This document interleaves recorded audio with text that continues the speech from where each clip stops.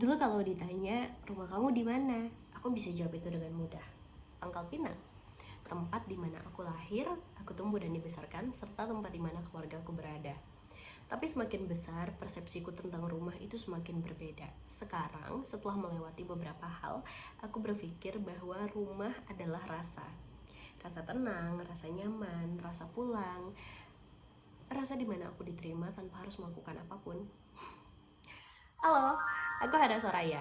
Dengan latar kamarku berantakan, maaf ya. Aku adalah seorang pembelajar kehidupan yang suka bercerita, dan cerita kali ini adalah tentang seorang perempuan yang suka berjalan.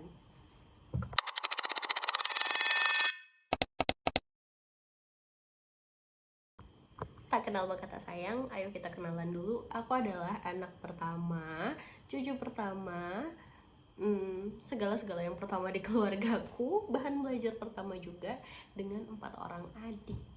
Aku 5 bersaudara. Jadi ada banyak sekali ekspektasi dan harapan-harapan yang ditaruh di pundak tukang pukulku ini. Udah lama gak nge-gym. Oke, sekarang aku tuh aku nggak tahu storytelling yang baik dan benar gimana, jadi ini akan flowing seperti aku ngobrol dengan teman. Ya, karena kamu temanku, teman Hana. Mulai dari mana ya? Oh iya, tadi aku sudah bilang kan kalau aku tuh dibebankan banyak sekali ekspektasi supaya tidak menjadi anak yang mengecewakan, supaya bisa menjadi contoh yang baik. Karena aku adalah kakak untuk adik-adikku, aku harus bisa jadi role model yang mencontohkan, yang mencari jalan termudah untuk masa depan adik-adikku, supaya mereka tahu harus nanya ke siapa ketika mereka lagi meniti masa depan mereka nantinya. Nah, maka dari itu perjalanan membawaku jauh banget sampai hari ini. Tapi dikarenakan ekspektasi dan beban yang ada pada aku as a firstborn daughter, aku akhirnya tidak punya, aduh rambutku berantakan, aku akhirnya tidak punya ambisi atau cita-cita yang terlalu melelahkan. Dari dulu aku selalu punya mimpi sederhana di masa depan, dan dan mimpi itu adalah untuk menjadi seorang ibu. Iya, aku pengen jadi ibu, aku pengen punya anak, aku pengen jadi tempat pulangnya seseorang, aku pengen jadi seorang ibu yang baik, cukup mumpuni, yang paham, dan memang menjalankan perannya sebagai seorang ibu. Bukan menjadi seorang ibu hanya karena aku bisa melahirkan satu bayi saja, tapi karena memang aku menjalankan tugas dan fungsiku sebagai seorang ibu yang melahirkan dan menciptakan sebuah kehidupan. Nah, tapi untuk menggapai mimpiku yang kedengaran sederhana itu sulit.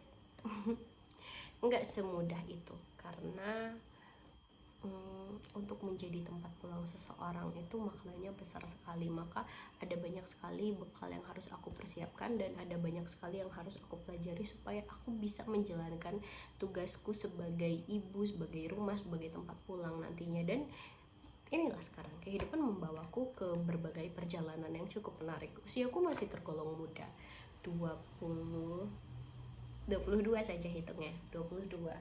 Dan aku sudah merantau ke berbagai tempat. Aku pernah di Jakarta, Bogor, Bandung, Surabaya. Kemudian yang terakhir aku menetap lama di Jember, tapi setengah tahun hitungannya. Kemudian dari perjalananku yang panjang itu aku belajar banyak sekali hal baru. Aku harus adaptasi di tempat yang aku tidak kenal sama sekali, sedangkan aku tidak punya siapa-siapa. Aku harus menghadapi situasi kondisi yang baru, bahkan secara letak geografis yang berbeda pun akan menghasilkan perbedaan-perbedaan yang signifikan. Termasuk juga akan muncul masalah-masalah baru di banyak tempat. Jadi aku harus belajar untuk bisa berdiri di kaki sendiri, menghadapi masalahku sendiri, mencari solusinya sendiri. Mungkin akan ada bantuan dari Tuhan, dari semesta, dari orang-orang di sekitarku, tapi tetap saja yang paling bisa kita percayai, yang paling bisa kita harapkan di kehidupan kita adalah diri kita sendiri. Dan aku belajar tentang kemandirian. Tapi ini mungkin agak terdengar kontradiktif ya, tapi meskipun aku bisa mandiri, tetap saja aku merasa kesepian. Oh iya, sekarang kehidupan membawaku ke sini, ke Banjarnegara. Video ini dibuat di lokasi ini. Aku sedang berada di Banjarnegara. Itu sebuah kabupaten di Jawa Tengah, jauh sekali dari hiruk pikuk kota. Seperti yang aku bilang tadi, aku harus adaptasi dengan berbagai perubahan. Aku yang di Bangka Belitung tinggalnya di jantung provinsi, di ibu kotanya, kemudian aku sudah menjelajahi kota besar seperti Jakarta, Bogor, Surabaya, kemudian aku harus tinggal di sini yang jauh dari mana-mana, jauh dari hiruk pikuk kemewahan dan yang lainnya. Aku harus mencoba untuk fit in dalam kesederhanaan. Aku mencoba untuk menikmati damainya, sejuknya, tenang teduhnya Jawa Tengah di Banjarnegara, karena memang menurut aku di sini cocok banget untuk slow living dan untuk mengenal diri sendiri lebih dalam lagi. Itu yang aku suka di sini. Memang ketika aku pulang kerja, aku kembali ke kos aku di sini, aku harus siap dengan masuk ke dalam ruang kosong yang isinya hanya diriku sendiri. Mungkin ada makhluk lain yang aku tidak lihat, tapi aku harus siap dengan fakta bahwa tidak ada yang menyambut aku pulang, tidak ada yang bertanya bagaimana hari kamu, apa yang baru saja kamu lakukan, kamu dari mana, atau seperti apa. Tidak ada yang bertanya seperti itu. Dan meskipun aku mandiri, seperti kata aku tadi, aku tetap tidak terbebas dari yang namanya kesepian. Aku harus belajar lagi di sini, belajar menerima kesepian, belajar menerima kesendirian, belajar untuk menerima bahwa aku harus mencari makna yang lebih luas untuk menjadi tempat pulang dengan cara aku membangun rumahku melalui perjalanan kehidupan yang aku lalui, melalui luka-luka yang aku sembuhkan sendiri, melalui tempat-tempat yang aku jelajahi, tempat aku merantau untuk